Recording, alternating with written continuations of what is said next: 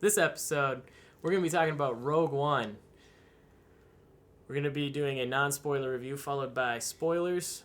The non-spoilers is for people like Kyle, who hasn't seen the movie yet. I'm John. Jordan. And Kyle. And we sound like nerds. Here we go.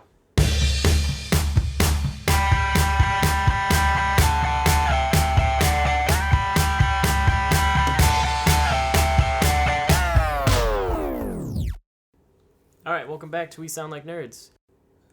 Alright, today we're not going to do any appetizers with news or anything like that. We're going to just jump right into the Rogue One review. Kyle has not seen the movie yet, so what we're going to do for you listeners, because we love you so much, the 15 of you that there are out there, we're going to do non-spoilers review, and then we're going to follow that up with some spoilers. Jordan, you saw Rogue One this weekend, didn't you? I did. What did you think?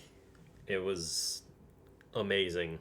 It was amazing. I believe my text to you at the end of it was holy shit balls. Yes, it was holy shit balls. And I showed that to my wife, who also hasn't seen it. And she said, is it really that good? And yes. Yeah, that's an easy answer. To start this review, we're giving it both 100% yeah. Yeah. We do a number and a review now, by the way. Oh, hey, Laura. Laura's walking through the studio right now. She's being as quiet as she can be. Yeah, so it gets a 100% yeah from me and from Jordan. Kyle, what do you think? Oh, wait, you haven't seen it, so. I have not. So I'm going to give it a eh. Do you plan on seeing it? Like, when will you see it? I like to watch movies like that with less of a crowd. I like to really try to immerse myself in the movie. So usually I like trying to go like a Monday morning, like when there's nobody else around. Those are my favorite times. So That's might a good plan. might try to hit it tomorrow. That's a good idea. I went during a blizzard, and I figured it would be pretty dead, but yeah, it was hard to find a seat when we went. It was that busy? Yeah, it was really busy. I don't know if school got out early or something, but Yeah, it was it got packed. out. It was packed, and I bet a bunch of people, since it was opening day, technically, there was a bunch of people with tickets and With stuff. pre-ordered tickets already, so Yeah. So, Rogue One is basically episode 3.5. It falls right between the end of Revenge of the Sith and Before A New Hope. And it deals with the rebel spies finding the plans to the Death Star so the rebels can blow it up in A New Hope. And we have Jyn Erso, who is the daughter of the chief architect of the Death Star, get picked up by some rebels in order to try to find the Death Star plans. What happens next, Jordan? She gets picked up? Do they have to Sidebar. turn her, or is she willingly doing this? So she's kind of... We'll talk about that in spoilers. Oh, gotcha. Wasn't sure where that fell into. Yeah, we'll do the main... I would say I don't know how much Main I want to story get beats. into with the main story here with non-spoilers. So the rebels basically get a team together to get her to find her dad. Her dad is working for the Empire because he's the chief architect of the Death Star. And yeah, I don't know. Without getting to spoilers, it's going to be kind of difficult. So I'm assuming this architect is probably not a very good guy. I mean, you can't make something called he the did- Death Star he did without buy thinking the- like, this isn't going to be He did used build in the Death bad Star, purposes. Yeah. Yeah. So it's kind of an Oppenheimer moment. The guy who developed Oppenheimer. Oppenheimer. Yep. Oppenheimer. Open- I Opus hope, Dei. I hope no one noticed that slip up. I do not know what he opened. Come on, we cater but to a very smart crowd Yes. here. Highly intelligent. So he has a crisis of conscience, let's say, and well, we don't even know that. Yeah, in the previews, in the trailers, we'll get into that in spoilers too. A message. There's comes... not really going to be much on this episode Yeah. for people who don't want spoilers. Sorry about that, but we clearly did not come prepared for a non-spoilers show here. I wanted to do a non-structured episode, and we chose this It is very blowing up structured in our needed. face. this very structure needed episode to have no structure. So the rebels get a message from Galen Erso that says, We So- should watch the trailers and Yeah, just but that's the base thing everything that off we the need to talk trailer. about in spoilers yeah because reshoots for this movie. reshoots. Yeah. Rogue One was plagued with reshoots. We'll talk about it in the spoilers. God dang it. Okay. Let's just go to nostalgia. Here's the non-spoiler review. Jyn Erso, she's like the kid of this guy who's building the Death Star thing that you see in A New Hope, okay? And the rebels, they find that he kind of wants to let them know, hey, there might be a weakness to this thing, so come get some plans. And that's what the movie's about. They get kind of a dirty dozen built together to go do this mission. And then we'll talk about the rest in spoilers. Bada bing, bada boom. Forget about it. Bing bada boom. Easy peasy lemon squeezy. All right, so that's what happens. That's everything. That's pretty good. A lot of action.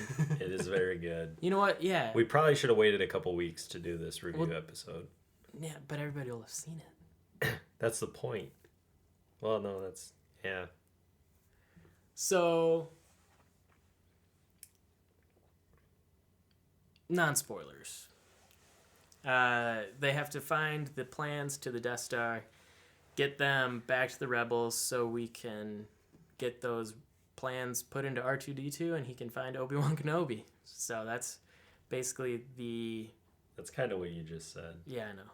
I'm just saying it again. I like to repeat myself. I like hearing the sound of my own voice.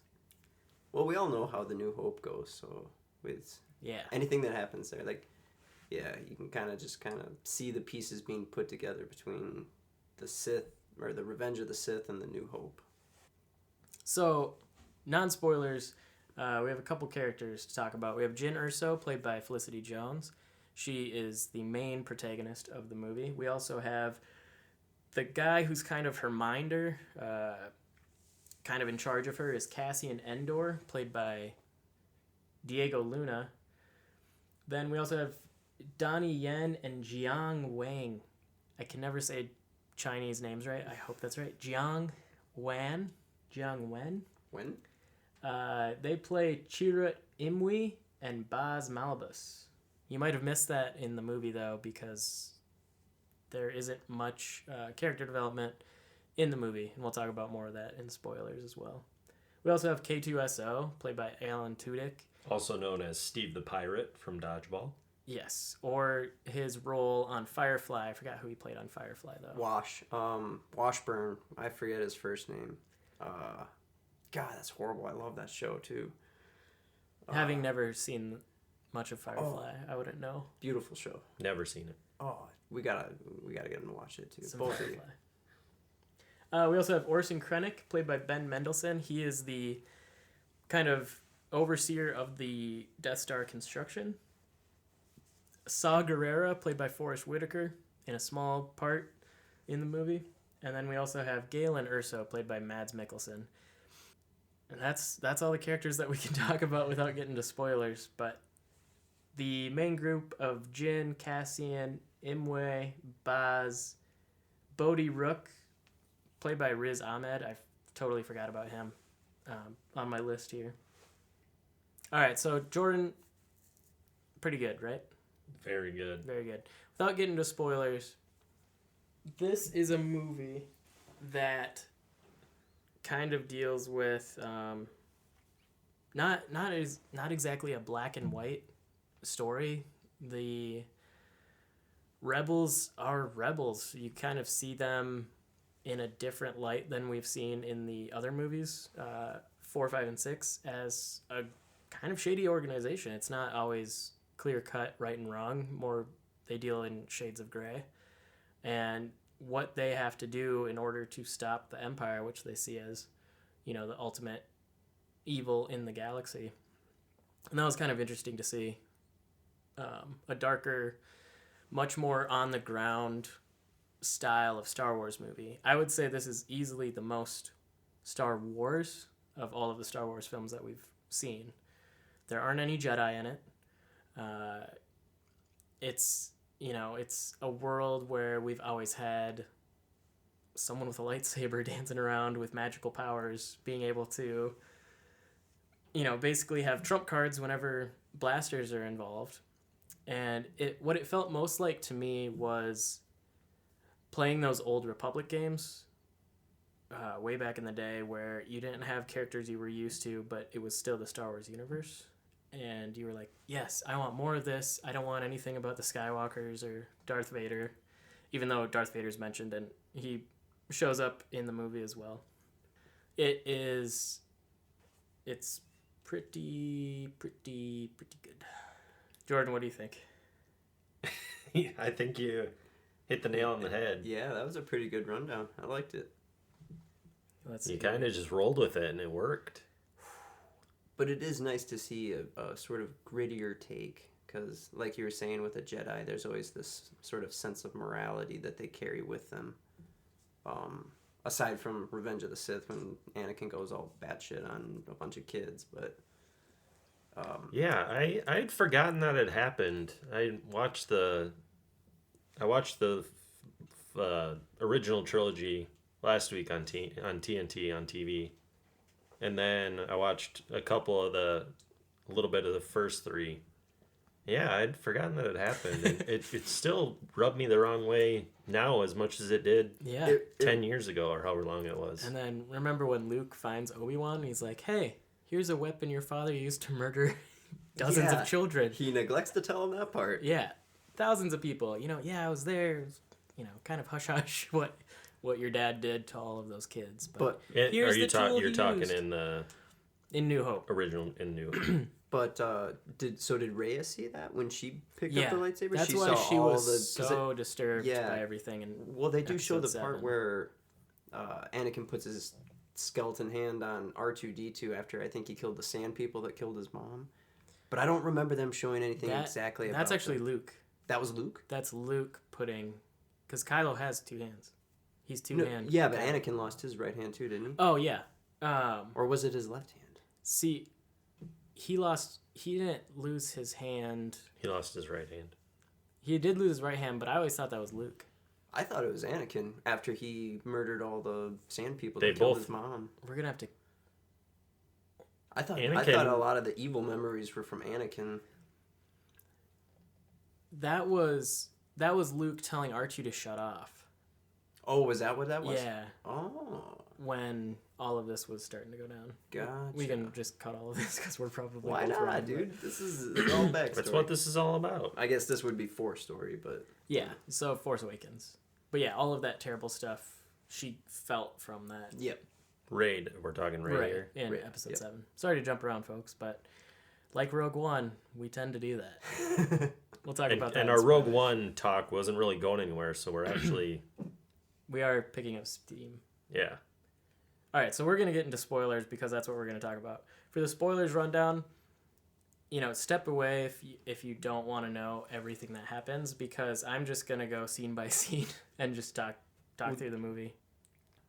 You think it's going well, That's it. but it's not. It is not going I well. think we could have continued the talk we were just having Oh, about... about Just Star Wars in general. Star as Wars in opposed to- general, yeah. Oh, okay. As opposed to the specific. Because I still had What do you want to talk about? Jordan has a couple questions. I'll cut all that. This is just a Star Wars. This isn't Yeah. just Rogue One. This is all Star Wars, baby. when you talked about how the rebels, you looked at them different in this movie than you did Yeah. in 4. Remind me what they were in 4, 5, and 6. 4, 5, and 6, they were this kind of whispered faction in A New Hope. Luke asks C-3PO if he's seen any battles against the rebels. The rebel struggles against the Empire, I think is how he puts it in New Hope, when he first gets them from the Jawas and he's cleaning them up in his shop. And C-3PO says, oh, we've been in a lot of battles, actually, but I'm not much of a storyteller, so I wouldn't be able to tell you anything. And Luke, being the idealistic farm boy, he's got stars in his eyes thinking, oh man, it would be so great to see a space battle. And then he ends up becoming a pilot a couple days later for him, and he shoots the winning shot to blow up the Death Star. That movie only takes place over a couple days? Yeah, No. because they fly they find a pilot in Mos Eisley. Mos Eisley, Han Solo and Chewbacca, where they see nose job and walrus face In whatever in the that cantina. And, cantina. yeah, and Obi-Wan cuts off his arm. And then they fly to Alderaan. Oops! Got there a little bit too late because Alderaan is space dust because the Death Star blew it up. Yep. Then they're like, oh, what's that off in the distance? That's no moon. That's Death Star. And they land on the Death Star. Obi-Wan has his meetup with Darth Vader. Zzz. They fly to Yavin 4, which we see in Rogue One. And they make a plan to blow up the Death Star. Because, hey, R2-D2 had some plans in it. I wonder how he got those. Maybe we'll talk about that with Rogue One. And then, yeah, game, set, match. Luke and those guys make their run on the Death Star. I would say maybe 2 or 3 days. We don't know how long they're on the Death Star when they try to rescue the princess, though. I can't imagine it I was guess that I long. never thought about that. Because the time between New Hope and Empire is 2 years. And then the time between Empire and Jedi is 3 years, I believe. Canonically. Like movie time? Yeah. That's how? Yeah. Okay. That's why everybody except for Harrison Ford looks older in Return of the Jedi. They had come out with cryogenic Oh, yeah. technology to keep Harrison Ford looking young. The only one whose career was not ruined by these movies. Yes. Well, that's not fair because Mark Hamill had a great voice acting career. Oh yes, I And- actually did just watch The Killing Joke the other day. Oh, did you? I thought these. It was kind of meh. Oh, it was I.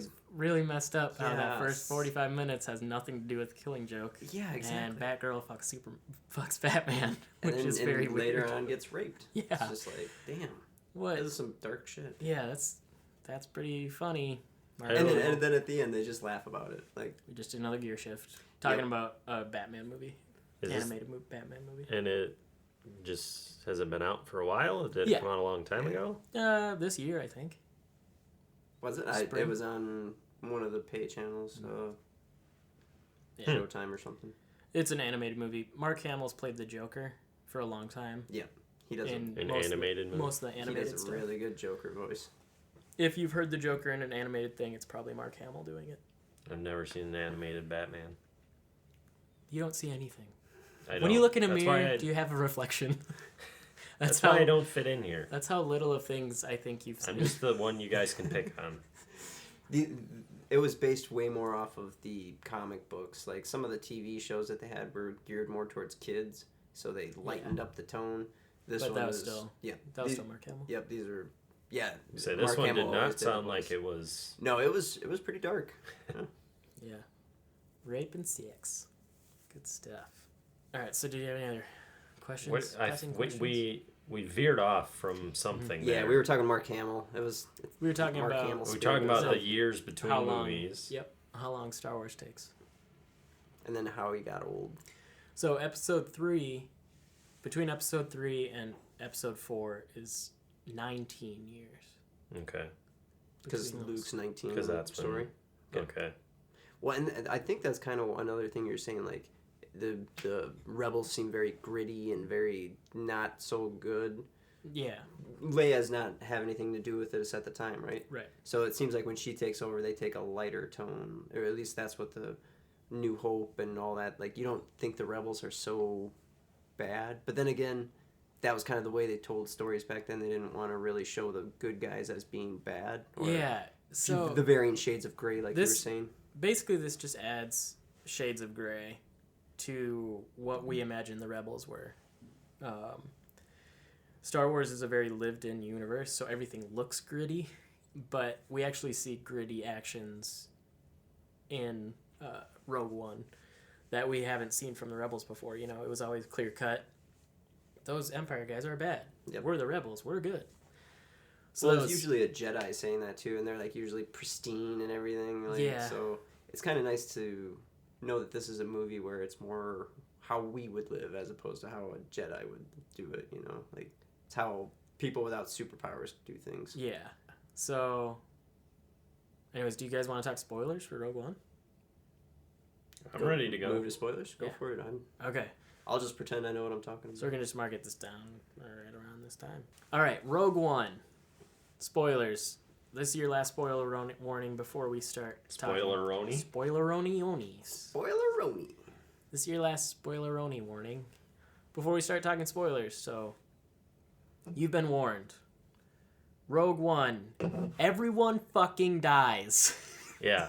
Seriously? Everyone is dead at the end of this movie. No way. Everybody. I was not expecting that going into it. I was kind of expecting because we don't Shit. see all of these. Sorry, Kyle. He has I not totally seen should have earmuffed that one. Yeah. But I can't hold it in anymore. Everyone is dead. See, I wasn't expecting it because I was expecting Rogue One to be the start of a different, like, trilogy or Sure. different line of movies. Yeah. I didn't realize it was just going to be a one-off. So let's retract a little bit. I think this Yeah, you went straight for the jugular there. I think this movie is the most Star Wars. It's a Star Wars fan film, like beginning to end. It does not feel like the other Star Wars movies we've seen, and that helps it and also kind of takes away from it. The first two acts of this movie, as I was watching it, I was saying to myself, "This isn't as good as I want it to be." Yeah. Other people are going to have major problems with the start of this movie because you're introduced to a couple characters, Galen Erso, his wife Lyra, and Jyn as a little girl on a planet, but we're not given a opening crawl to tell us where we're at. Yeah, that threw me off too. I couldn't believe they No didn't put opening one crawl. in. No, it does. Wow. Yeah, You we're see really ruining this. You see the Lucasfilm Kyle probably logo? should have left. You get the Lucasfilm logo. Boom. We're right into a ship flying across a planet and landing. Do you want us to continue, Kyle? Cause, Oh, I mean, go for we're it, man. talking- You've already spoiled talking the about end everything. and the beginning, so everything else in the middle. So The middle's just filler. the scene from the trailer, we see Mads Mikkelsen on his moisture farm on this planet, and Orson Krennic and his Death Troopers show up to bring him back into the fold because if you have read Star Wars Catalyst, which is basically required to enjoy this movie as much as I did to once get I the saw full it. effect of it. Get the full effect, which deals with the 20 or so years before Rogue One. Catalyst actually starts at the end of Attack of the Clones and goes through up until probably 2 years before Rogue One starts. So does the third movie follow what happens in this? Since it's after Attack of the Clones? No, it's it's a big galaxy, so they're away from the fighting. Oh, it doesn't involve like Anakin and No. Okay. It involves characters that we've seen, but so yeah, we meet Orson Krennic, Galen, his wife, and Jyn, and they have Jyn run away, and stuff happens. Galen ends up going back to work for the Empire because in Catalyst, I don't want to give Catalyst spoilers away, but he stops working on the Death Star, and he finds a way to escape where Krennic can't find him. And so Krennic's been trying to search for him because he's the only guy who knows about Kyber crystals and how they power the Death Star. That's what they're using to power the Death Star. And it's basically a big lightsaber laser. Ah, Yeah. that makes more sense. And they talk about that in Catalyst more. They don't really hit I on didn't it. put that together, but yeah, now that you say that, that really That would is help, what right? it is. Yeah. Yeah. See, I always thought some elements of the Force was needed to work the lightsabers. And yeah, they talk about that in Catalyst, but they don't really hit on it in Rogue One. Oh, The Kyber crystal reacts to the Force, but it's not like a Force sensitive. It doesn't the emit Force basically force. just unlocks more of its power as Yeah. opposed to it being the thing that And gives it power. the Kyber crystals were an idea George had way back when he started writing. I don't know if it was called, I think it was called Kyber crystals, but way back in Splinter of the Mind's Eye, which was a book written by Alan Dean Foster back in '78. It was a backup plan in case Star Wars tanked, and George still wanted to do a sequel for a super low budget. Anyways, we're getting off track. And then, so Jyn ends up hiding in a hole where she's rescued by Saw Gerrera because they send a message to Saw Gerrera, played by Forrest Whitaker, and he rescues her. We don't know how long, probably a couple days or a week or so. Yeah. Don't know how long it takes them to get to this random planet. But then we jump 15, 16 years without so much as a 16 years later or anything like that. So Yeah. And then we spend most of the first act of the movie bouncing around planets. Yeah, I didn't like super that. fast with it. It's kind of like the first Star Wars. When Star Wars came out in 1977, it felt like such a roller coaster ride because George was making really quick movie scenes, which weren't really used back in the 1970s for cinema. So the movie felt really fast. And now that we're used to it, doing it this way, it's even weirder. But it makes the galaxy feel big because we go to a bunch of different planets. The main one being Jeddah.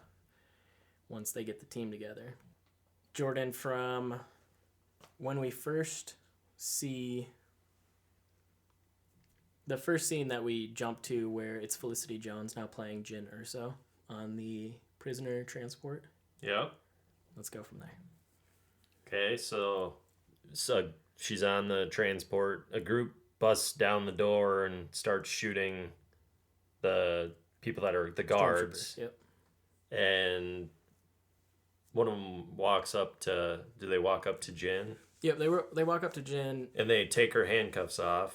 Do you want to get out of here? She punches him in the balls and takes off running. Gets And to the door She and gets choke slammed. our big buddy K2SO is waiting at the door and choke slams goes her to the goes ground. the big show on her and choke slams her. And Felicity Jones might be like 130 pounds soaking wet. She's a frail little thing, and you're like, oh my god. And K2SO lets out his first of many scene-stealing lines. Congratulations, you're being rescued. And we jump to Yavin 4, where they take her. And they let her know that there's a message that her father sent in an Imperial pilot defector, played by Riz Ahmed, Bodhi Rook. And he tried to get the message to the rebels, but he gets intercepted by Saw Gerrera, because he's trying to find Saw Gerrera. Because he thinks Saw Gerrera is working with the rebels, but the rebels don't really hang out with Saw Gerrera anymore because he's too extreme for their methods, even for them. The reason the rebels are looking for Jyn is because Cassian Andor is on a planet that kind of looks like Coruscant, but it's not. It's a very crowded alleyway that he's in, walking down, and he's looking for an informant to get some information from, and the informant tells him, hey, there was a defector from the Imperials. He's got a message from Galen Erso, and it's about his daughter. You know, who's his daughter? And some stormtroopers interrupt their conversation, so Cassian, played by Diego Luna, blasts them. And the guy has a busted arm, and he's like, oh my god, I can't get... What are we going to do? I can't get out of here. You know, I can't climb... Cassian's like, here, we'll just climb up and we'll get out of here. Because they're boxed into the back of an alley, basically. He's like, we'll climb out. It'll be fine. Don't worry about it. And the guy has a broken arm. And he's like, I can't climb anything. And more stormtroopers are coming down the alley to investigate. And he's like, what are we going to do? What are we going to do? And Cassian's like, don't worry about it. And he shoots him in the back and climbs on out of there. So his informant... That's the first we see of a darker side of the rebels, where they'll get information, and if you get in their way, they'll just kill you. Yep. Well, it's not so much that. It's, I think, tactically speaking, it's a sound... Granted, morally it's horrible, Yeah. but... It's a sound killing. Yeah, well, And it's a sound tactic for, compartmentalizing information. This is the first introduction we have to Diego Luna's character. Oh, this is his first scene? Yeah. So it's like, oh, wow. Is this guy a rebel? Because I saw him in the trailer, so, geez, I've never seen a rebel act like this before. Hurt someone that has helped them recently. This isn't Han Solo coming back to help out at the end of New Hope. This is kind of interesting. So that's why they go and they rescue Jyn, and they bring her, and we see young Mon Mothma, not that young, but younger than she was in Jedi. And they bring Jin up and say, "Hey, can you get us an introduction to Saw Gerrera, because he's not really talking to our guys anymore, because he's very militant and scary and stuff." And Jin's like, "Listen, I don't want anything to do with your guys' shit. I don't care." And they're like, "Well, the message was from your dad, so we think you might, maybe help You might be interested in this. You might be interested. When's the last time you talked to Saw Gerrera?" And it's been a while, but Jin agrees eventually. And so her, Cassian, and K2SO, which is Cassian's buddy, fly to Jeddah, where they hope to find Saw Gerrera. And that's the scene that you saw of where she has a blaster and K2SO wonders why she gets one and he doesn't. Okay. She pickpocketed This someone, is going to basically. go bad.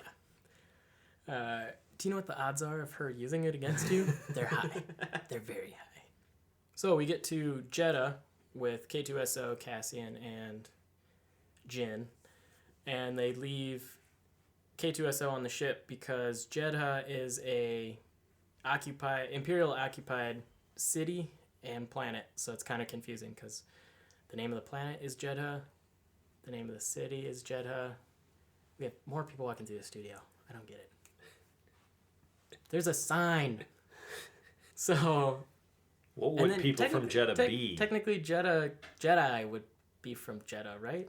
It's kind of confusing. But Jeddah is kind of like Mecca for Jedi. There was, I think, their main temple. Again, it's kind of a bummer because all of the exposition we get in Rogue One is someone says, "This is Jeddah." A couple blurbs, and then we move on to the next thing. Yep. "This is Jyn Erso." A couple things about what she is, then we move on to the next thing. Yeah. So it moves super fast, and we never get that in depth with characters or places, kind of to the detriment of the story in the first 2 acts. Now, is that where the name Jedi comes from? You said there was a large. I'm assuming that there wasn't, because at the end of the Revenge of the Sith, they start killing all the Jedi, right? They so do. I'm imagining this place doesn't have actually any Jedis. This temple. No, they've all been wiped out. Okay. We know that the Jedi Temple was destroyed because they mention it as they're walking through the streets. I guess I don't remember that. And you have way better memory than I do. Yeah, I know. I can see something once and kind of, I don't know, photographic memory about it. But Donnie Yen and Jiang Wan's characters, Chirrut Emwe and Baze Malbu, are old guardians of the temple. Donnie Yen's character is the blind guy from the trailers. Okay. Oh. And he is definitely Force sensitive. And he talks about the Force all the time. Constantly. And about how the Force is with him and the Force moves through him. I don't remember how he said it. Yeah. I'm one with the Force and the Force is with That's me. what it is. Over and over, that's kind of his mantra through the entire movie. But he's so Force sensitive. He knows Jyn Erso has a Kyber crystal necklace on from, like, down the street. He can sense it. So we're introduced to those two characters as Cassian and Jyn are making their way through the city to find Saw Gerrera's informant, kind of contact guy. And they get into some trouble when Saw Gerrera's forces blow up a Kyber crystal tank that is moving Kyber crystals through the town. Because that's what Saw Gerrera's guys do. They're saboteurs, and they blow up stuff. But they're kind of like terrorists. I mean, they do enough damage that they're hurting people living on Jeddah. It's basically a war zone. They're just anti-Empire? Yeah, they're anti-Empire, and they don't really care who They're gets trying hurt. to be good. They're just not very good at it. Yeah, very militant and kind of... That's usually the way of rebel working, so things are very messy. So... You can just look at the Middle East, and it's like almost a straight analogy for it. And it feels like that because it's another desert planet, so, you see some parallels there. And you see Cassian and Jyn get, tangled up in this skirmish. And I don't know if it's Jyn or Cassian, but they end up killing some of Saw Gerrera's troops during the firefight. Yeah, because it's mentioned later hey, you shot some of our guys. What was he gonna? I remember it happening, but I don't remember what he was gonna do that she wanted to stop him from doing. Well, there was one of Saw Gerrera's troops pulls the pin on a grenade. Not really pin, but he pushes the button on a grenade and he's going to chuck it. Cassian or Jin shoots him. Yeah. Because he's up on a balcony and he falls and blows up troops beneath him. Yeah. Because he's holding onto the grenade as he falls. And I was like, oh, wait, that was either Cassian or Jin. I don't know what's going on. Yeah. You know? Yeah, it's a very messy fight. Messy scene. Which, again, we haven't seen in Star Wars. It's very weird. It's very... Fog of War type thing? Yeah. Yeah. But did they know that was Saw Gerrera's guys? Yeah, because the Imperials are all stormtroopers. They're all stormtroopers. So it was a pretty clear Yeah. one side versus the other? So it was very strange. We get to see a cool ATST coming down the alley, blowing people up, and a tense moment where she shoots a Imperial droid that looks identical to K2SO. And that scene was in the... That scene's in one of the trailers, Yeah. but K2SO is standing behind the robot, and he's like, how did you know that wasn't me? And Jin's like, I don't know. But yeah, K2SO shows up, and they end up going the rest of the way with K2SO towards the Jedi Temple. And there's another moment. Well, after that scene, they're with K2SO, and they walk out, and stormtroopers spot them. And there's a reverse New Hope moment where the Imperials think K2SO is escorting prisoners instead of the two small guys escorting the Wookiee. And K2SO, since he's a reprogrammed Imperial droid, he's not a C-3PO model. He's not based in communications, so he doesn't really have a speech thought filter when he's conversing. So the stormtroopers say, where are you taking these prisoners? And his reaction is, these are prisoners to be imprisoned. And they're like, let's get some diagnostics run on you. These guys are going to come with us. He's like, I can run my own diagnostics. Don't touch me. And they're saved by Donnie Yen's character, who says let him go, in that scene from the trailer where he beats him up with the stick. And then his buddy blows up the next wave of stormtroopers that show up. They end up all going together to Saw Gerrera to find him, where we are introduced to Bodhi Rook, who has been tortured by a weird hentai tentacle porn monster. Yeah, that was weird. Very weird. When they find Bodhi Rook, Saw Gerrera is past the point of rational thought, so he thinks they sent Bodhi Rook to find Saw Gerrera and somehow sabotage what they're doing. Oh, okay. They find out Jin and Cassian and K2SO are trying to find the Imperial pilot and Saw Gerrera to get the message from Galen Erso. He thinks Jin is sent there to kill him. He thinks it's a trap that the Empire, because his mind's kind of going at this point. He's been fighting this war for so long that he can't really tell friend from foe. But he shows so the tentacle monster thing. You didn't need that. That was a throwaway scene. Was it gratuitous? No, it's a weird tentacle. It's very CGI. It's one of the worst instances of CGI, and one of the only times the CGI in this movie doesn't work. It kind of lumbers towards him, and it's a mind-reading monster. So he wanted to find out if Bodhi Rook was lying about who sent him. Yeah. And what's weird is they say a side effect is it makes you lose your mind. Yeah. But like you lose your mind. So when they... I feel like the rest of the movie, he's normal. Yeah, he's fine. I think prolonged exposure to the monster would end up... The monster would basically just eat all of his memories. But I mean, you can see how that's misleading, though. It is misleading. To me, I was expecting him to not be any help the rest of the movie, and then he ends up playing a big part. So I don't know. Yeah, I don't know why they needed to even add that in there, because they could have just had Saw's guys torture him, and it would have been the same effect. Because when they first start talking to him, they're side by side in the cells. He's like, hey, are you the Imperial pilot? And you can tell he's been disturbed by something. But really, as they escape from Jeddah, he's better at that point. And I feel like they never really talk about any of the information they got from him. Do they? No, because he only brought that computer chip. But like any of the information that the monster got from him, like No. that never comes up. No. So really, that scene was completely useless. And I think that has to go back to the reshoots, because if you've seen the 3 main trailers for this movie, there are probably 10 or 15 shots in those trailers that do not show up in the movie. I guess I didn't watch the trailers enough to realize that.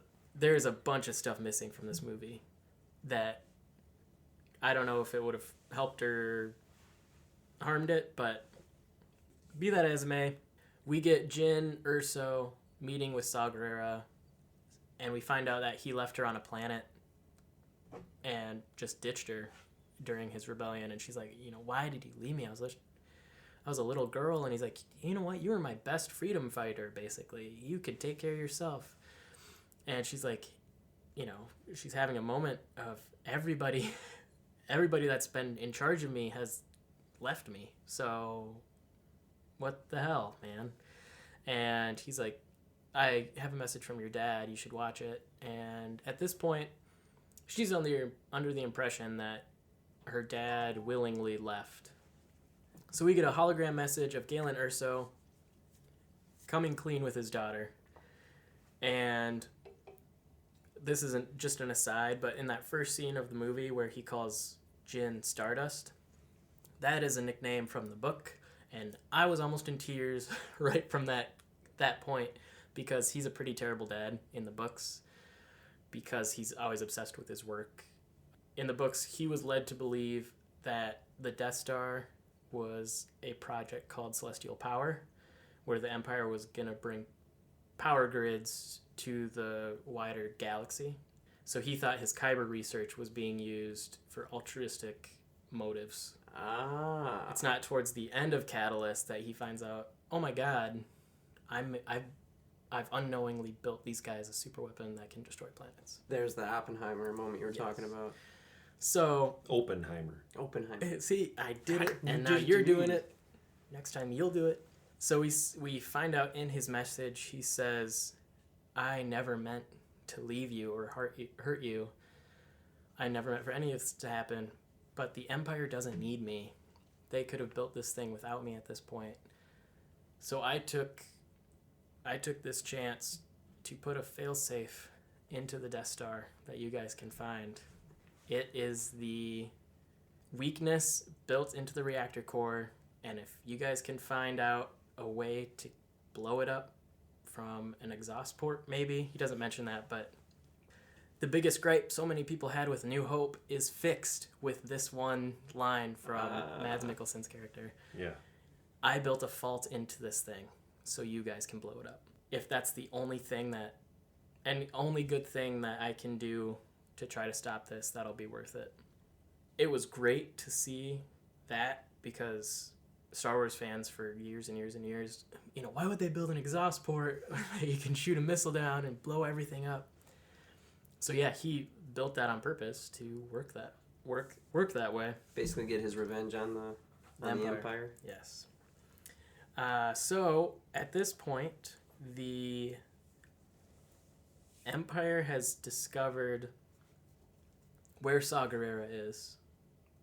Yes. And they decide to do their first test run on their new Death Star. And there's a lot of side scenes with Krennic and... spoilers, as we're in the spoiler section. Yeah. Tarkin is in this movie. That was the old English guy. Yes. Right? From... Why don't I remember his name? Oh my God. Come on, Mr. Photographic Memory. Yeah, I know. But he died in 94. Yeah. Because I remember seeing that article. You remember when he died, but you don't remember his name? Because it's a long... English name. Fancy name. Peter Cushing is in this movie as Moff Tarkin. He's not Grand Moff yet. He might he might not even have that title. He might still be Governor or Senator Tarkin. I don't think he was Senator. Well, I It's think isn't the other guy governor? No, he has a different title as well. A bunch of the Imperial officers are born into wealth, so it's kind of an elitist organization. Orson Krennic has worked his way up to the point he's at, and you see that in Catalyst, which again, Catalyst is so needed to get more out of the story, and you see how desperate he is in the book to get recognized as the architect of the Death Star and to get credit for it. And when he first butts head with Tarkin, there's this immediate, power struggle for being the top guy in the Empire. When we first see Tarkin, you see his face in a reflection on the glass, and you're like, oh, that is awesome.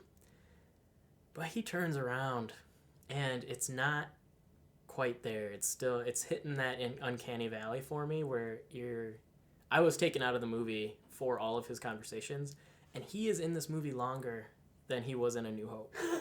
He's in the movie a lot of scenes, and from time to time the CGI works, but from it's not there yet. But it's freaky how far they've gotten. It's really what did you think of that? See, and it's funny listening to someone who's so indentured into Star Wars to hear that, whereas me, just a guy who, oh hey, it's a cool movie, I've seen it once or twice. From what I remember him looking like in the old movies, he looks exactly the same. And I never noticed a time where he didn't look correct, so I guess. Yeah, so someone who's... I saw it in his lips and his eyes, but I have to go see it again. I've only seen it once, and it probably won't bother me the second time because I was not expecting him to be in the movie. See, and I wanted to see it for a second time today, but because it's negative 45 degrees out where we are, my car did not start this morning. It is so damn cold out. For me, I'll be able to focus on it less the second viewing because it was shocking to see Peter Cushing, and there's this weird, should you do this with an actor who's not alive anymore, but it's just a character in a movie? It's yeah. A weird... Side note, I wonder, does his family get royalties this? From them using his image? Yeah, I don't know. It's very. Was he in the credits? Yeah. I didn't stay for the credits. I had one of my kids with me, so we had to get out of there right away. But yeah, it's a long movie. So any post-credit scenes? No. Oh. No. It's not a Marvel. I know it's Disney, but it's not a Marvel. It's always nice to know beforehand. You'd be like, oh, should I sit through them? Should I not? Are you even still going to go see it after we go through all this? Oh, yeah. I'm talking about it makes me want to see it again. So. I'm getting that feeling too. So the Empire decides to test their weapon out on Jeddah, and they blow up Jeddah. They do the it city though. Or the planet? The city. The city. Okay. Not the planet. Yeah. Right. I don't know if you mentioned, but it's Jeddah City is the same as the planet. Yes. Yeah. Did we remake? That's why I was like, the whole planet or just the city? Okay, just the city. So Saw Gerrera's base. Before you move on, yes, the reason they blow it up goes back to the fighting between Krennic and it's basically they're gonna use Jeddah as, if it works, Krennic gets to keep his job. He gets and if it doesn't work, then it basically makes him look inept. At his job. Because this has been a program, if you've seen Revenge of the Sith, there's a clip at the end of Revenge of the Sith where they have most of the shell built for the Death Star. Why did it take 19 years? Because, all the internal components. I did not think about that. Yeah, why did it take so long to get this thing built? And in Catalyst, they go over, the people that they were having building it, sabotaged it a couple times. There were a bunch of moving parts. Plus, they lose their chief architect for 3 or 4 years, so they can't really finish this thing off. So do you think that will cover it for all the Star Wars fanatics out there? That it took that long because of those reasons? Right. If you've read Catalyst and if you're up on your knowledge, but if you're just seeing this, you don't get any of that. You don't get all of this butting heads thing. You're like, why are these two guys arguing? For it being such a long movie, they really did not do much any kind of exposition. a backstory. Right. So, yeah, it's kind of a bummer. But for me, who read Catalyst just 2 weeks ago, I'm like, yes, this is juicy hamburger that I can just shove in my face. All the while I'm looking at, kids around me who are bored at this point because it's just guys talking. Yeah, it's a lot of. Krennic's kind of mad. He's like, why isn't Vader or the Emperor here to show so I can show this off? And Tarkin's like, yeah, they'll come when it's actually we know it works. Don't want you to fall on your face your first try. And Krennic has a really funny moment where he's like, let's just blow up the whole fucking planet. I'll show you. And Tarkin's like, no. The city will be fine for now. Calm down, Krennic. We'll get you there. What were you going to say, Jordan? You looked like you were going to say something. I lost it. Sorry, I steamrolled over you. Yeah, you did. With my comments. But you're our leader, so it works. This is a group effort. Oh, yeah. So, a couple Easter eggs.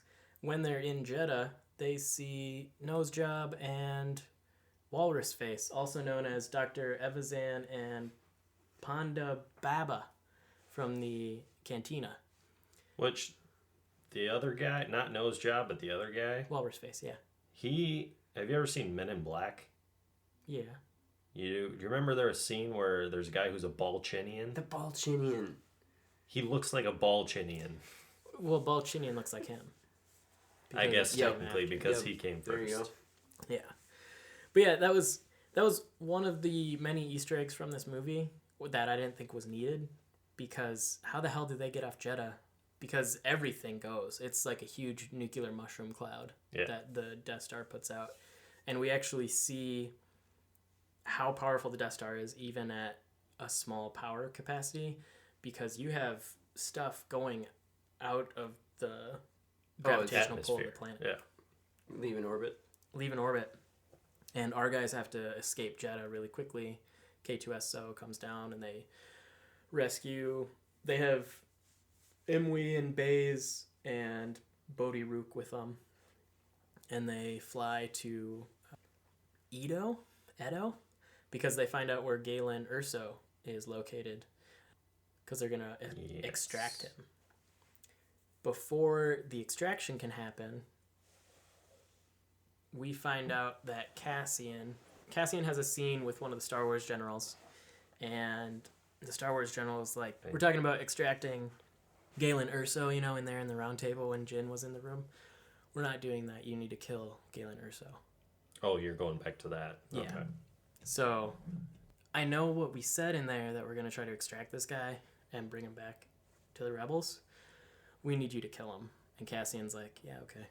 I can do that. Well, based off his first scene, he's got no problem tying off loose ends. Yes. Yeah, so they go to Yavin first, right? I don't know I don't names remember. of planets. You Yeah, should know that was by it now. Kill him right away, or just Kill him right away. Okay, On not the like scene. try to get him back, but if you can't, Right. kill him. No. Like, okay. It was. So we go That's to... before he gets all connected to Jyn, though. Oh, okay, So, they build a relationship. yeah. See, I can't remember if that's when they leave Yavin to go to Jeddah, or if... That's back previous to even going to Jeddah. Oh, yeah, because then Right they're like, hey, after. we're going to Edo now. to And that's rescue when Galen. Princess Leia's dad walks in, also known as Nero from Sons of Anarchy. He walks in right at the Oh. end of that scene. Yeah, Bail Organa. I don't know his name in Star Wars. Jimmy Smits Jimmy Smits. Okay. Yeah. does show up in this movie. Okay, that I was gonna say because he's the one that took Leia at the end of Yes. Revenge of the Sith. That's why her name Yeah. is Princess Leia Organa. Didn't know she had a last name. Yes. Organa. Princess Leia Organa. Just so everyone knows what they're dealing with here. So, see, and I wish I had seen it again because I'm remembering things out of order. Yeah. But the Imperials find out that someone defected and gave the rebels some information. They don't know what information, but it has to do with the Death Star. And they know it was Galen Erso. So Krennic decides to go pay Galen a visit on the planet he is on of Edo, where he's working with his team, his science team, to finish off the Death Star.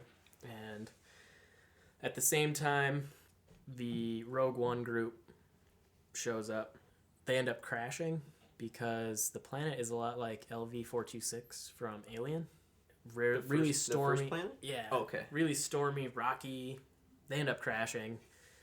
And Cassian decides to take Bodhi Rook with him because Bodhi Rook is a cargo pilot and he's been to Edo before. And he's like, everybody else stay in the plane because I'm going to kill Galen.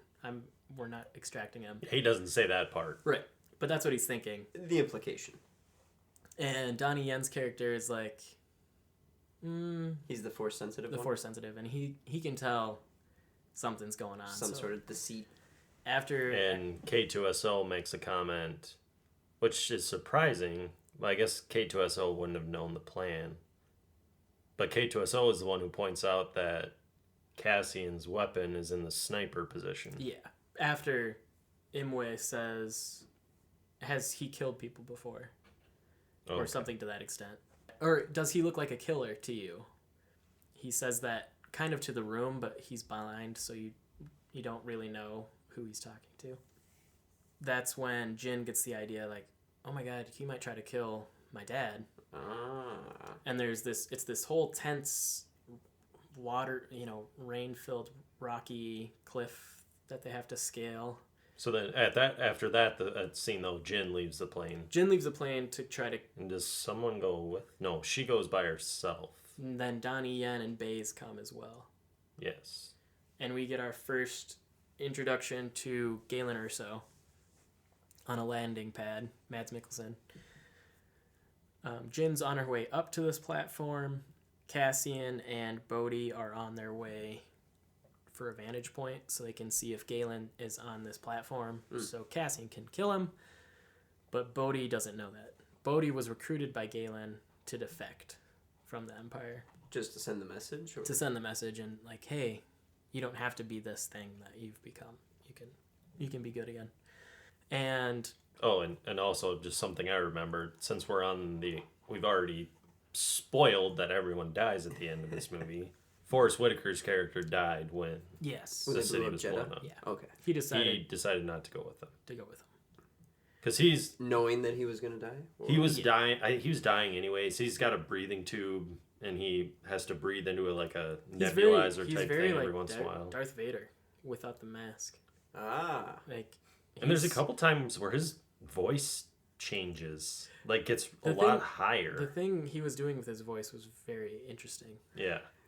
It wasn't like a character trait. It was just his acting. It was just his acting. It's what he chose to go with.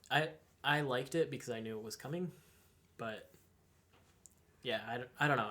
It was one of the smaller things that I picked up on, but didn't really bother me. When Jeddah blew up, it was a tidal wave of destruction that just took over. Yeah. Probably 16, 20 miles radius of the city. Well, that's the thing. Something like that would probably destroy the planet anyways. If that happened on Earth, we'd be screwed. But all that debris that exactly goes into the atmosphere, it's just gonna encircle the planet. Yeah. It's you might as well have just blown up the whole. Well, and what's interesting is when they blow up the city, they don't shoot the city; they shoot outside of the city. So then it's the tidal wave that takes out the city. I felt like it's not the first time it's not the only time they used the Death Star in this movie, basically. So they make it they're on Edo or Edo. I don't remember how they say it in the movie. And they find Galen. Krennic comes down. He's like, hey, Galen, guess what? Your weapon, it worked. It was great. But the rebels found out some stuff, and we know it was someone on your science team. Let's line them all up, shall we? And Galen's like, okay. So they line them all up. And Krennic's like, all right, if you guys don't talk in 3 seconds, we're going to kill one of you.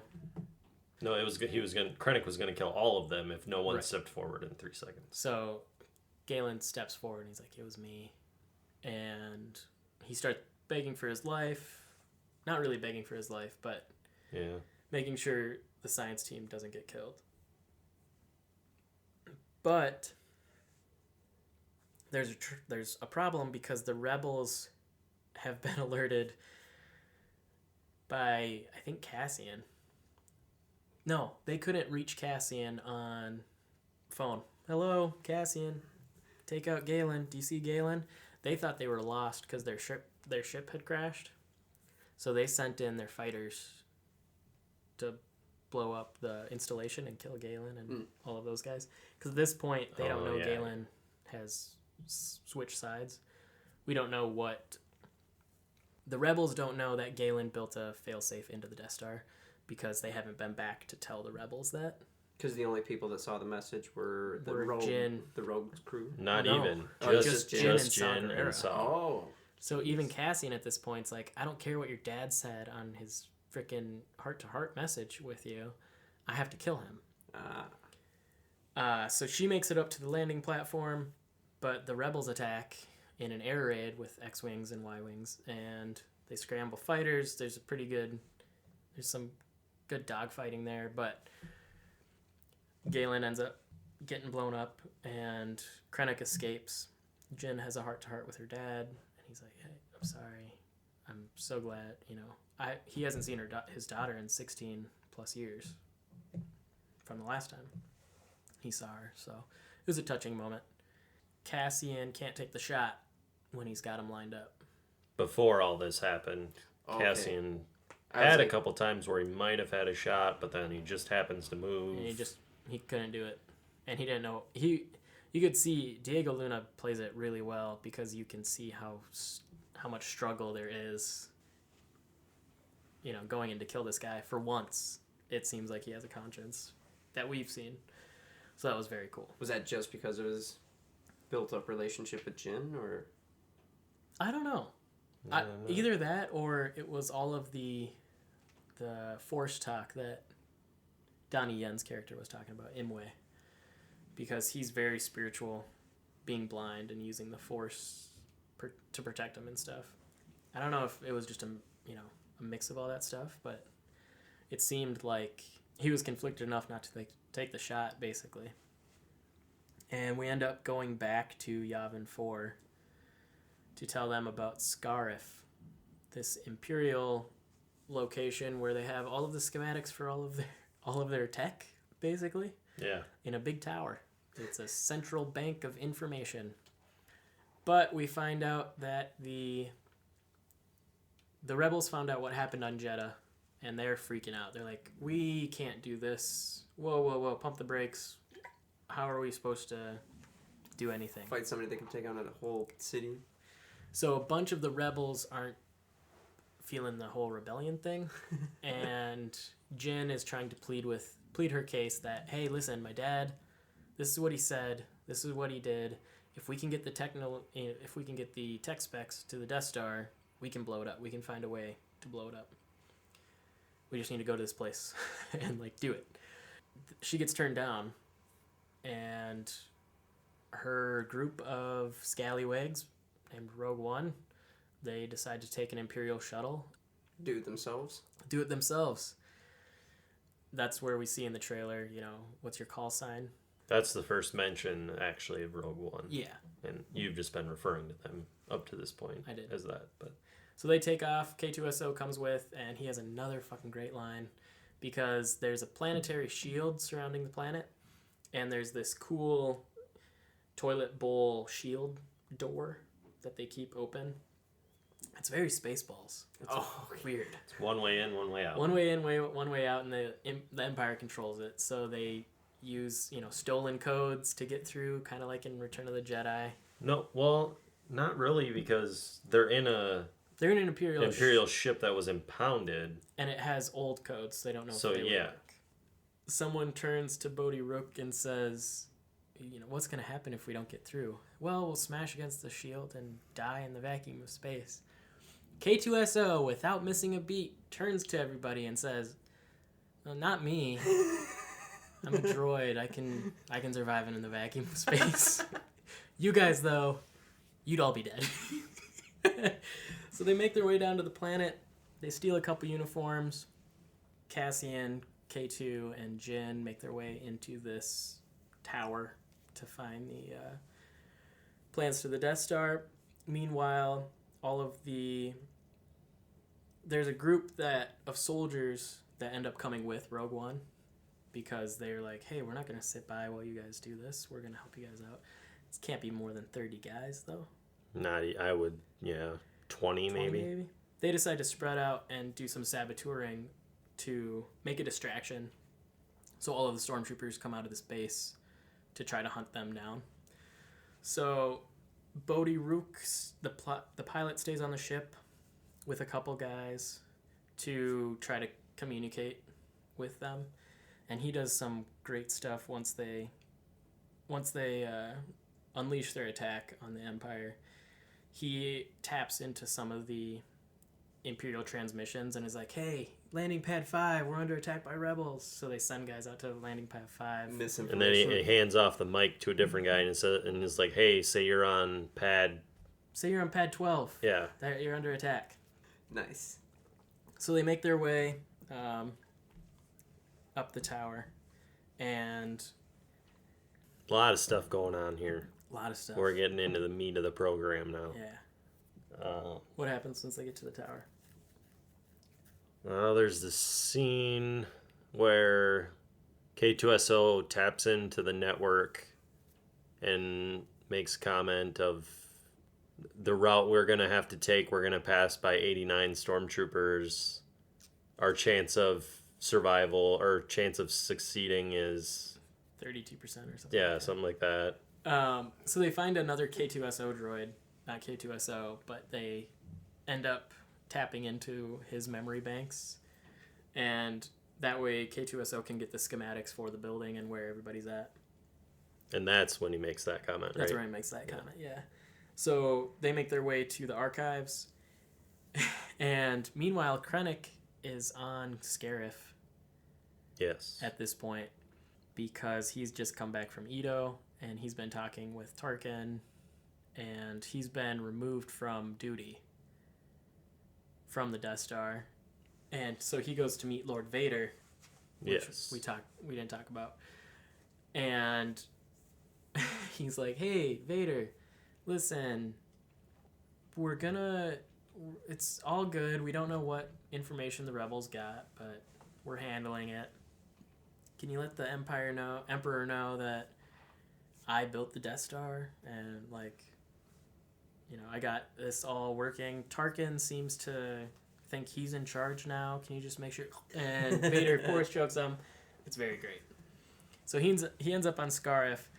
It's really funny because whenever Krennic shows up, shit starts to go down. Yep. That makes him look bad because he's in the control room, and it's the first beach that we've gotten in Star Wars too. Yes. It's very tropical, and we have explosions off in the distance that you can see through the glass, and he's like, "What the get people out there, see what's going on." Yeah. During that scene, what's going on with all of that, and the small force of rebels has to start repelling wave after wave, and they're just trying to hold on as long as they can to let them find the Death Star plans in the big tower. So these are the 30 or so soldiers? Yeah. Cool. So we go back to Yavin 4 because they want to find out what happened to the Imperial shuttle that Rogue One took. And we find a Mon Calamari, Admiral Akbar's race. It's not Admiral Akbar, it's a different guy. But he decided to take his frigates to battle above Scarif to try to help out Rogue One, even though the council said that they weren't going to. So it rallied more ships to the cause, and we get, if not the best, the second best dogfighting in Star Wars that we've ever seen. Nice. Tons of ships show up, tons of X-Wings, Y-Wings, and two of the best cameos that I was not expecting. Red Leader and Gold Leader from A New Hope. They restored footage of them from 1977, and they have footage of them in their cockpits saying stuff like, Red 5, this is Gold Leader, this is Red Leader. Nice. Same actors, digitally restored. You would not be able to tell, and I was like, "Oh my god, that is awesome!" Because and it's funny that you say you wouldn't be able to tell because you didn't know who they were. No, I did, and I could tell it was old footage. Like you could tell it's different footage. So it's funny that you, the one who's so entrenched in Star Wars, it's the exact opposite of what we said before. With the Uncanny Valley.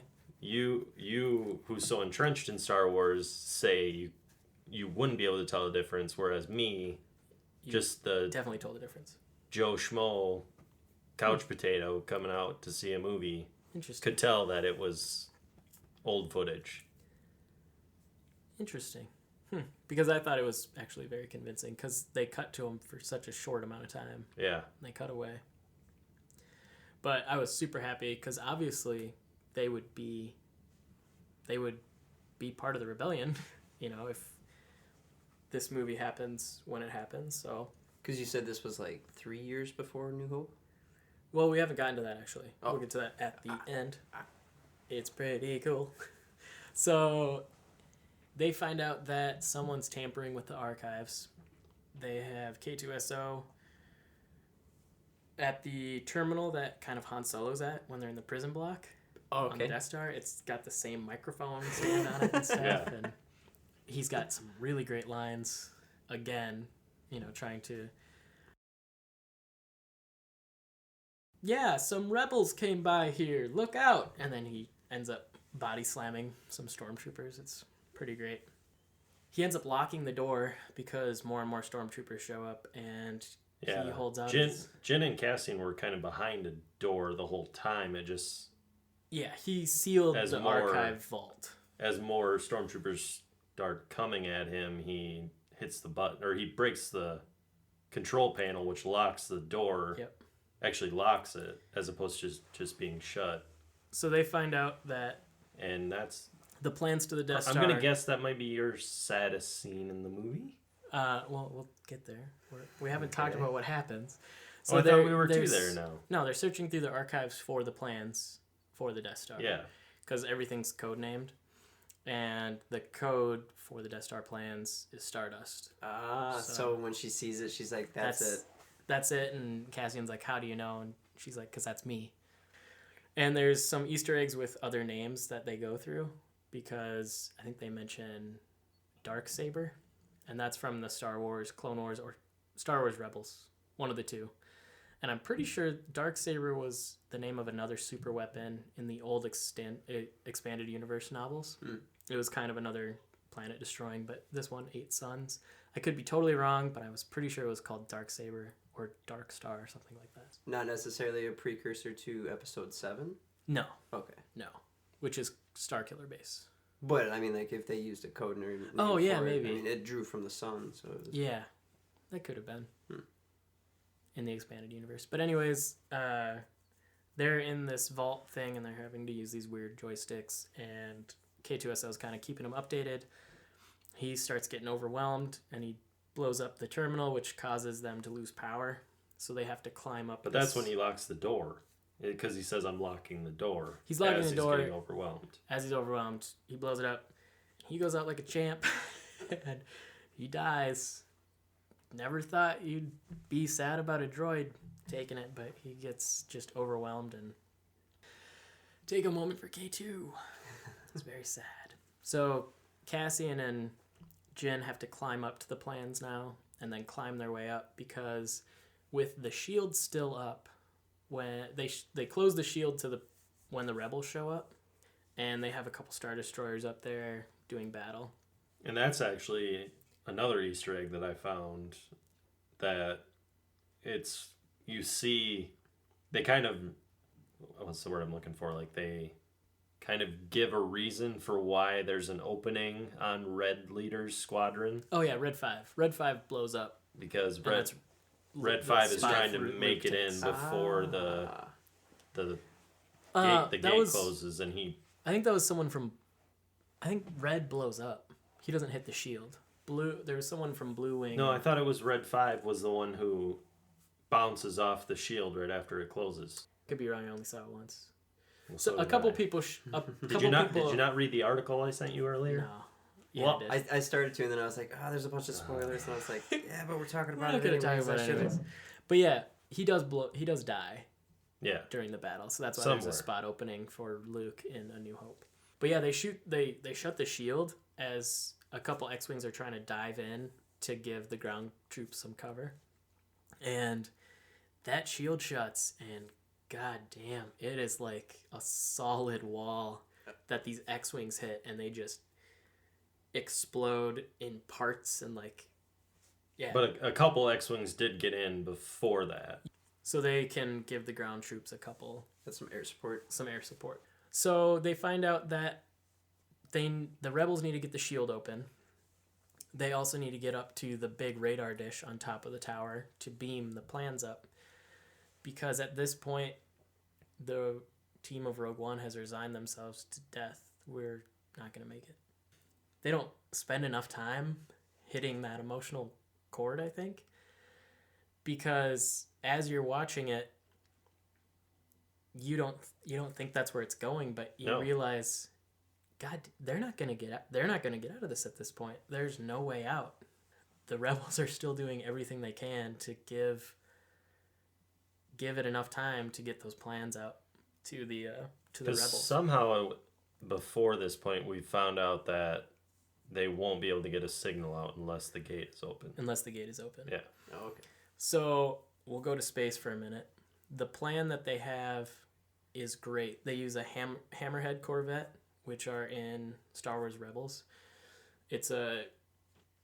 You remember what like the Corvettes look like. TNT 5 was kind of a Corvette. You're jumping way ahead here. Space. Yeah, you're jumping way ahead. Not really. Yeah, you are. What? How they blow up the shield? Yeah. What happens between then? Jyn continues climbing. She gets up to where she puts in the chip to go into the dish. Mm-hmm. Well, then she finds out the dish isn't angled correctly.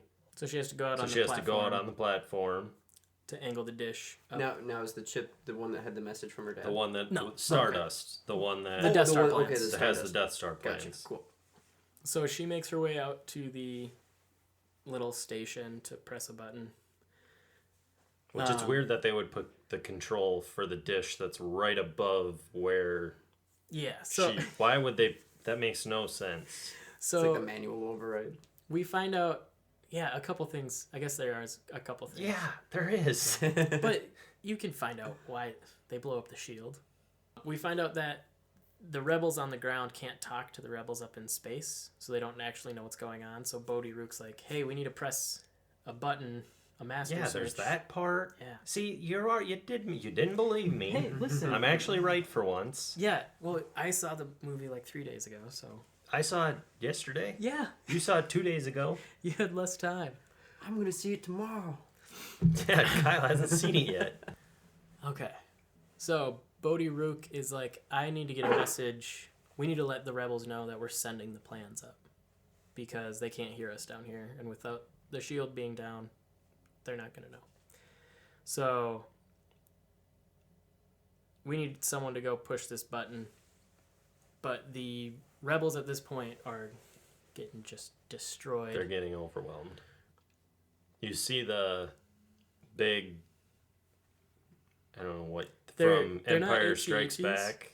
They look like AT-ATs, but I think they're AT-CTs. They're armored transport cargo. No, there was a difference. Yes. All-terrain cargo transports versus all-terrain armored transports. AT-ATs. It's dumb. They're AT-ATs, but their backs are open, so they can put cargo in. That's what they were transferring all the Kyber with. Or cargo, because they're cargo transports. So, Donnie Yen's character does a very big "the Force is with me" moment where he repeats the mantra, makes it out to the button, hits the button. Which a couple of the soldiers tried. had tried to get there previous, but there were so many shots going, they were getting shot. And then magically he doesn't get shot in the time that it takes him to get to... But someone throws a grenade. Because stormtroopers have still not learned how to shoot. No, but at this point, Krennic's death troopers are on the beach. That's true, yeah. We haven't gotten to stormtroopers yet. So Krennic's his death troopers are his personal bodyguard. They're all black. They actually are crack shots, which is weird. So they must not be those, damaged clones that they were making stormtroopers out of. They're on the beach, and they're kind of, pressing their advantage against the rebels. He makes his way out, but catches a grenade and blows up all the area around him. So he dies, and Baze, his buddy, who's one of the best characters, their relationship is great. Without needing exposition, you can tell it's a very Spike and Jet kind of relationship. Nice. Where he watches out for him even though he doesn't need to, kind of thing. And he has this really badass, almost Gatling gun laser. Oh yeah, it's an automatic. It's a sweet repeater kind of thing, and he just goes to town after he sees Donnie Yen's character Imwe die from the. But he's just like, all right, it's really top notch, and he ends up getting mowed down too, doesn't he? Yes. Yeah. Finally find out that they have the plans. They need the shield to go down. They get the button pressed, so... But, well, I don't know if you were so now we're back to Jin on the Yep. control So she panel. She gets the dish lined up. Getting the dish lined up. Krennic shows up. She's walking back in to push it in, and Yep, Krennic shows up, and he's like, who the hell are you? Fuck. And he takes a shot at her. Does she... Or does Cassian... We thought Cassian was dead because he falls during the retrieval of when the they're Death trying to Star climb up the Krennic data. is shooting at them at that point. Yes. So yeah, it's a heroic return. He shoots them. They get the satellite lined up, and they end up... And that's when we get to the scene you were trying to jump to 10 minutes ago when you thought there was nothing else to talk about. Yeah, probably. So they decide to blow up the shield so they can get the message out. See, I don't remember how they knew to blow up the shield to get the message out. But it was the guys on the inside, the rebels, the rogue. Oh yeah, because the master switch got pushed. So Bodhi Rook's like, any rebels that can hear me, you need to open the shield so we can beam the plans up to you. Blow up that shield like right now. We are screwed down here. And that's right. He gets shot right after that, doesn't Yeah, he? He gets blown up. They blow up The cargo ship. So, I mean, we're down to Jin and Cassian are the only Rogue One people left in this It's movie. funny at that point. Because at this point, it you still thought wasn't even fully the space hitting battle's me not going that well. You still no thought they one's were gonna getting make out. it. And it's like,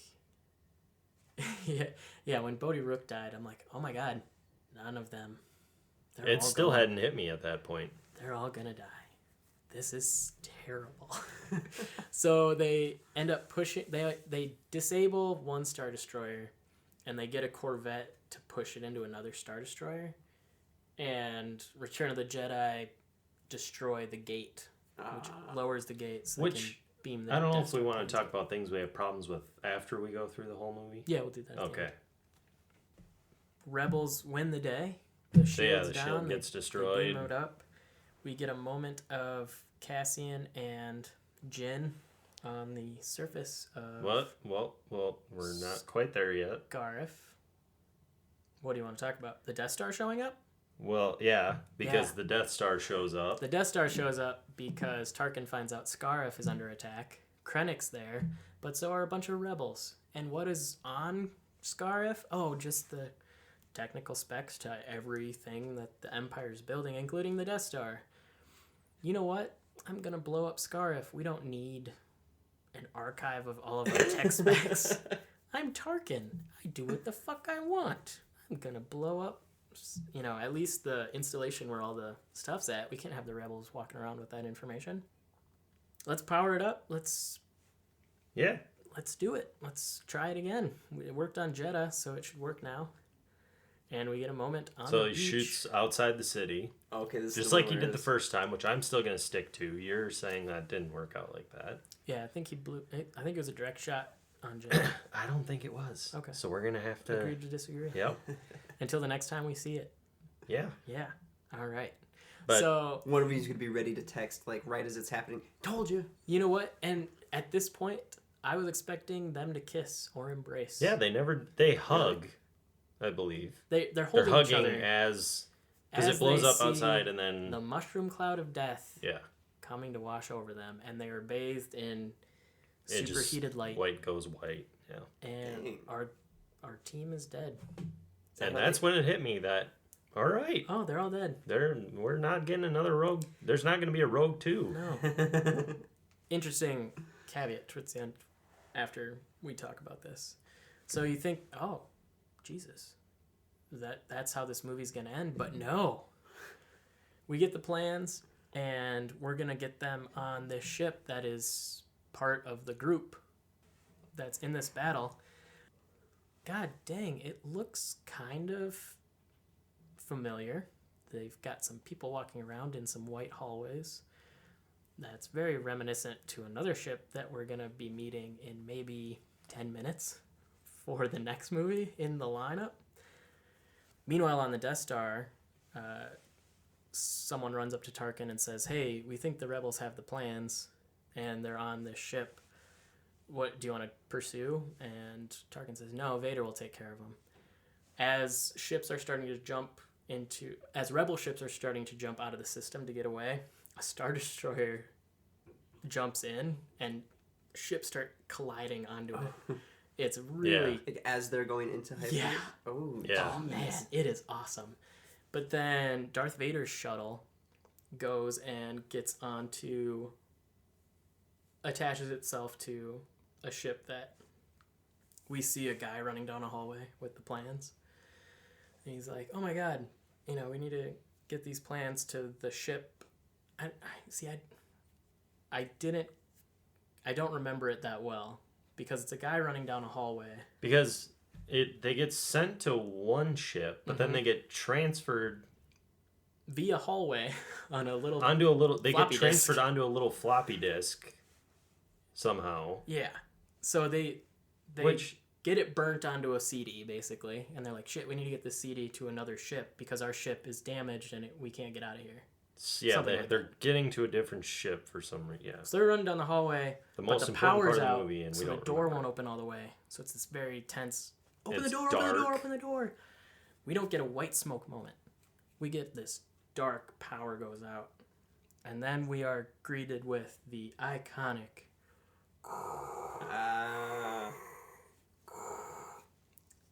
And a red red lightsaber lightsaber. lights up. And Darth Vader has the most redeeming, badass not even minute and a half.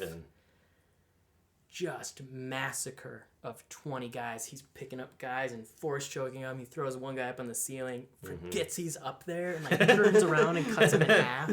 He's cutting guys down left and right. And this guy is there's a porthole where he's looking at the guys on the next ship. He's like, get the door open. Here, just take it. Take the door's plans." open probably maybe Arm width. 6 inches.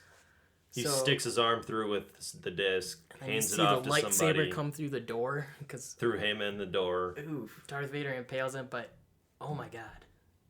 Just a terrifying. This is what we waited for, this whole movie, because this is amazing. And the plans get taken from him and rushed down a hallway. And we are greeted with the final CGI cameo of Carrie Fisher. Well, because you only see her back, and he comes in and he's like, he greets her somehow, but without saying her name. Yeah. And But you know who it is. yeah, and she turns around and he hands it to her, and he's like, "What did they give us?" She's or like, something They like gave that. us hope. And no, she only says, she said one word, and she says, "Hope." Yeah. So, New Hope. and that's credits. That's where the movie ends. Crazy. So yeah, you've seen the movie. We just saved you $14. Yeah. Still gonna have to see it. So that was Rogue One. That was most And anyone spoilers. listening, we just showed you the movie. Yeah, I feel like I'm gonna be able to watch it better now, though. Like, because you'll know going in. some yeah, of the stuff. well, yeah.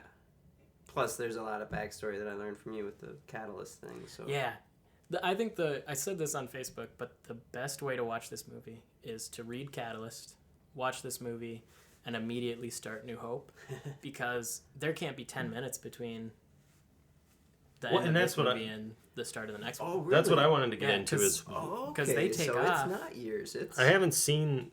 I missed the start of New Hope when I was watching the old ones last week. Right. Which Are is we on the ship Yeah, at that's the the beginning? It's the destroyer that comes and takes their ship, right? Yep. Like, and that's the ship that you see at the end. Yep. Nice. Yep. So that's Darth Vader's Star Destroyer, and it has a name. Dread. I think it's Dreadnought. That doesn't sound right. Executor. Executor. Executor is the name of his Star Destroyer. That was not even close to Dreadnought. No, but there's another ship called a Dreadnought. It's a class of ship, not a name of a ship. Anyways, earlier in the film, there's another Easter egg. Bail Organa says, I could seek help from my Jedi friend who's hiding in the desert, which is Obi-Wan Kenobi. So he tells Leia, in Star Wars, we just think they're accidentally over Tatooine, but she was going there to give him the plans. But she gets intercepted, so she puts him in R2, and that's... I see. Yeah. Because R2 and C-3PO they're in... also have a cameo, which we'll talk about how that bothers me. But Okay. they have a cameo after people start taking off to go to Scarif. C-3PO's like, they're going to Scarif? Why doesn't anyone tell us anything? It's like, well, at this point we don't know when the movie's taking place. It could be a couple years or whatever. But why is Princess Leia at that battle if she's so important to the royal family? Yeah. I don't understand why her ship is there. With C-3PO, and because we see them on Yavin 4, so why did they get onto her ship and go to battle? Because Bail Organa doesn't go to that battle. He goes back to Alderaan. Wah, wah, wah. Because in a couple days, he's going to get blown up. Yeah. So that's kind of a sad moment. I guess I didn't realize that. Yeah, he said, I need to go back to Alderaan and tell my people that we're going to give up. Because that was the seat of the rebels, wasn't it? Or the home of the headquarters of the rebels? No. On Alderaan? No, they were on Yavin 4. Oh. That was their main base. Alderaan was just one of the rebel sympathizer planets that Bail Organa was from. C-3PO and R2-D2 one kind of bothered me. Plus, why was Leia in that battle? And I'd have to see it again because I don't remember if... I'm going to say, was she in the battle, or did they get the floppy disk onto a ship that then went to her? Right. That because that guy runs down the hallway and someone says, make sure the escape pods are ready. And C-3PO and R2-D2 use an escape pod to escape, minutes later. Plus, she's on it is the Tantive 4 that leaves that. But so then, wouldn't that mean Darth Vader was on the same ship as Princess Leia? No, because it was like an airlock that they were trying to get the plans through. But the ship wasn't powered, so they couldn't open the door all the way. Yep. So that's why they had to give them... So they were on an old ship, and the Tantive 4 was just connected. Oh, so he runs down the hallway and gets on the ship that Leia's on, and then the ship Leia's on takes off. Right. So Leia was at the battle. Yeah. So why? Because she's not she's supposed to be, at least... Yeah, so I'm looking forward to the novelization of Rogue One because I think we're going to get more backstory on all these characters and all the exposition they kind of glossed over. I hope we'll get more of because, like, Bodhi Rook, I love his tortured look in the movie because he's the Imperial that defected. And I want to see more about why he defected and, what Galen told him and stuff like that. And more stuff about Galen and Krennic, too. I feel like there was something else you said you had a problem with. Oh. That I was going to start talking about. Nose job and walrus face. Being on Jeddah. Oh, okay, yeah. Jeddah explodes, like, I don't know, a couple hours after we see them in Jeddah. How did they get off the planet? Like, did they know? Were they planning? Were they on their way to their ship? If that's, we don't see it, but we do see them being dicks in the cantina. Yeah. Not... So they left a there, month later, go and to they go Mos right, Eisley. and start messing with farm boys that show up. So hey, playing footsie with Jordan. Yeah. So back to stuff we had problems with. So